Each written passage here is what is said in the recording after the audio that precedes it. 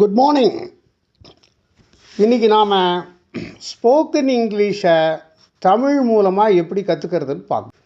இதில் முதல்ல நம்ம சின்ன சின்ன வாக்கியங்கள் தமிழில் பேசுகிறத இங்கிலீஷில் எப்படி சொல்லணும் அப்படின்னு நாம் படிச்சுக்கணும். So spoken English Tamil to English இது நம்ம புரியறதுக்காக.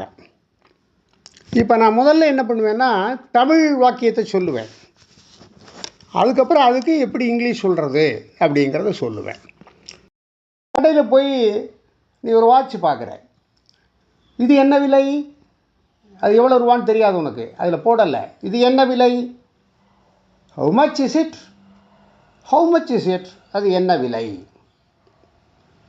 எனக்கு நீல நிறம் பிடிக்கும், அதுக்கு இங்கிலீஷில் I like blue colour, I like blue colour, எனக்கு நீல நிறம் பிடிக்கும். உனக்கு என்ன கலர் பிடிக்குமோ அதை சொல்லிக்க வேண்டியது.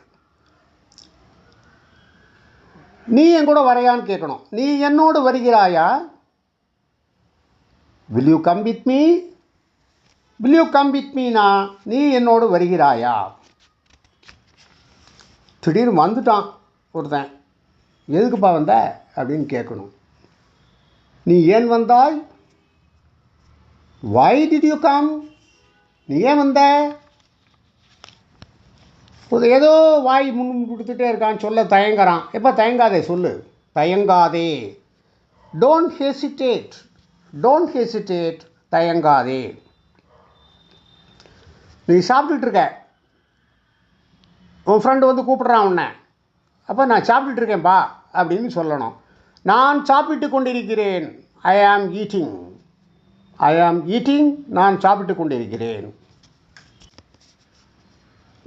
ஒருத்தவங்கிட்ட பணம் கேட்குறான், ஒரு 5000 ரூபா கொடுப்பான்னு கேட்குறான். இப்போ எதுக்குப்பா, எதற்காக அப்படின்னு கேட்குறேன். எதற்காக இங்கிலீஷில் வாட் ஃபார், வாட் ஃபார்னா எதற்காக. சரி, நீ மட்டும் வாப்பா, நீங்கள் உன் தம்பியெல்லாம் கூட்டிகிட்டு வராது அப்படின்னா, ஏன்பா, ஏன் வேண்டாம், ஏன் அவன் வேண்டாம் அப்படின்னா, ஏன் வேண்டாம் இங்கிலீஷ் வந்து ஒய் நாட், ஒய் நாட், ஏன் வேண்டாம். ரொம்ப 8 மணிக்கு ஒருத்தன் சந்திக்கிறேங்கிறான், அவன் பகலில் 10 மணிக்கு தான் வரான்னு வச்சுக்கோ.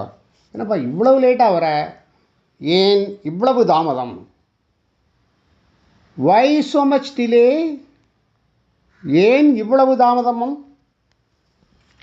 அப்புறம் தாமதிக்காமல் ஒருத்தனை கிளப்பி விடணும் அப்படின்னா, தாமதிக்காதே, டோன்ட் டிலே, டோன்ட் டிலே, தாமதிக்காதேன்னு அர்த்தம். இந்த மாதிரி சின்ன சின்ன கேள்விகள், சின்ன சின்ன வாக்கியங்கள்லாம் பார்த்துட்டு நம்ம பெரிய வாக்கியத்துக்கு வரலாம்.